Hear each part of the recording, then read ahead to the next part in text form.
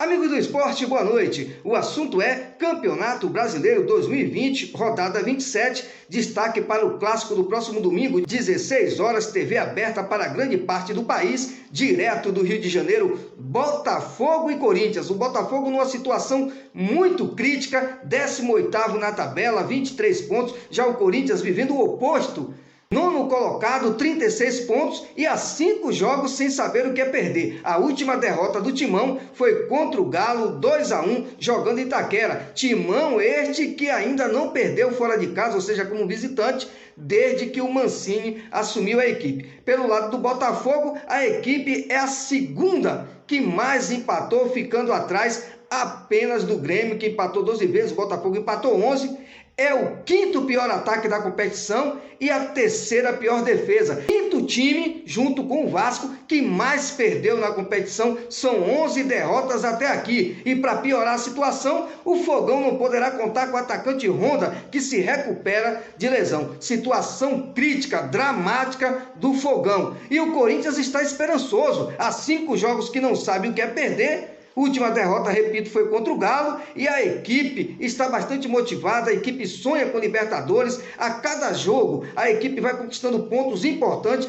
que vai o afastando definitivamente daquela proximidade com a zona do rebaixamento e deixando a equipe cada vez mais próxima da tão sonhada vaga Libertadores da América, já que o sonho de título é um sonho bastante distante e praticamente impossível, já que o São Paulo, Atlético Mineiro, Flamengo, que joga daqui a pouquinho contra o Fortaleza, lá na cidade cearense, tem reais condições e muito mais capacidade, tanto em pontuação como em elenco, de conquistar o campeonato. Correndo por fora, Inter de Porto Alegre e Palmeiras e até mesmo o Santos. Mas o título fica, com todo respeito, entre São Paulo, Flamengo ou Atlético Mineiro. A realidade é essa. Dia de quebrar tabu, o torcedor corintiano está esperançoso. Mancini, que quando chegou era aquela coisa da desconfiança por grande parte da mídia, por parte da torcida, e o treinador já pegou logo a equipe naquele teste de fogo contra o Atlético Paranaense, jogando fora de casa na Arena da Baixada, e a equipe jogou ruim demais, mas um tal de Everaldo, com todo respeito, sem querer ser pejorativo, foi lá e num momento de oportunismo deu a vitória corintiana. Esse Everaldo é brincadeira, esse Everaldo surpreende, apesar de não ser um jogador com grandes qualidades e bastante limitação. Foi um jogador, e ainda é, que nos momentos decisivos costuma brilhar a sua estrela e dar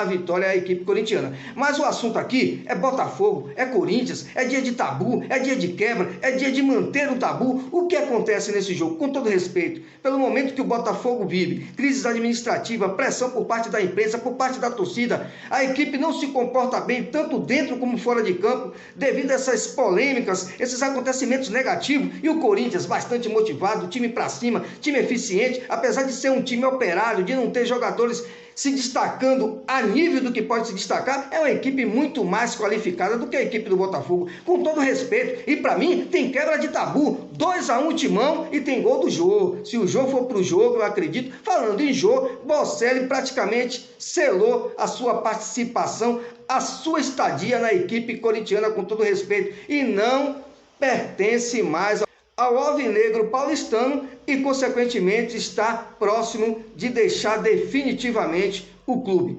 Ele agradece a permanência, o convívio, a temporada que esteve ao lado dos companheiros e juntamente com toda a comissão técnica, torcida. Apesar desse período de pandemia, o jogador argentino só tem que agradecer. É isso aí. Para que polemizar agora? Sai pela porta da frente assim como entrou. A realidade é essa, é vida que segue, e boa sorte ao Bocelli. Tem potencial, eu acredito, nesse jogador, apesar de ser um jogador bastante criticado por boa parte da imprensa brasileira e da própria torcida do Corinthians. Mas os números, a carreira do jogador, dizem que o jogador tem potencial para brilhar numa outra equipe. Eu só desejo boa sorte para o Bocelli. Vá na fé e tudo acontecerá positivamente. Já voltando para Corinthians e Botafogo, melhor, Botafogo e Corinthians, o Corinthians tem que tirar proveito da situação de momento do Botafogo. Acabar com esse tabu de jamais ter vencido o Fogão jogando no Engenhão. Números extremamente positivos para a equipe carioca. Mas o momento, repito, é positivo e muito melhor para a equipe corintiana. Por isso, para mim, da Corinthians, 2-1, o Mancini vai fechar a casinha, vai armar o time naquele contra-ataque